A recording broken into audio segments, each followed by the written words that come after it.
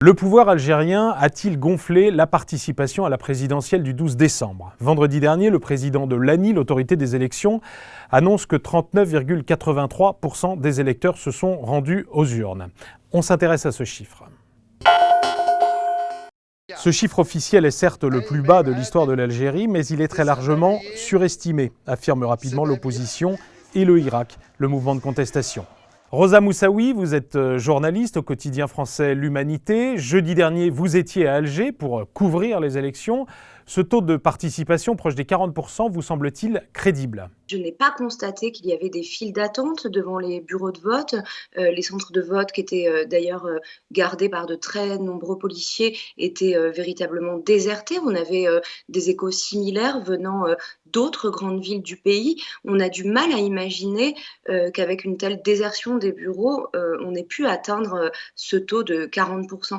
J'ajoute que des wilayas entières ont boycotté le scrutin au point que les taux de participation y avoisinent les 0%. Depuis une semaine, une équipe du site internet algérien Interligne reprend à travers le pays le décompte de l'ensemble des procès-verbaux. Bouzid Ichalalen, vous dirigez cette équipe. Qu'est-ce que vous avez constaté jusqu'à présent ? Il y a quand même une différence importante entre le chiffre qui a été donné et le chiffre que nous allons ressortir en tout cas. Ce qui est intéressant, c'est de faire le recomptage sur les wilayas où il y avait le moins de votes. Dans ces wilayas, on a découvert déjà le taux officiel donné à 17h le jour du vote est beaucoup plus élevé que le taux définitif du procès-verbal définitif fait le lendemain, c'est-à-dire le 13. Le jour du vote, à 17h, par exemple, à Tizi Ouzou, ils ont annoncé un taux de vote de 0,4%.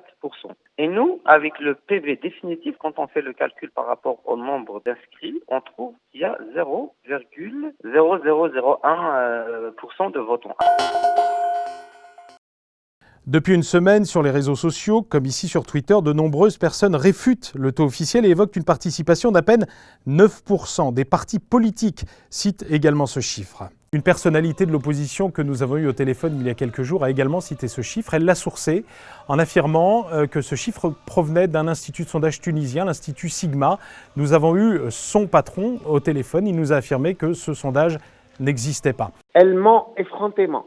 Voilà. Il n'a jamais existé. On travaille sur l'Algérie, mais on l'a pas fait ça. Mal élu, illégitime pour les uns, un nouveau départ, un retour à la légalité constitutionnelle pour les autres. Abdelmadjid Tebboune, le nouveau président, a officiellement prêté serment ce jeudi 19 décembre.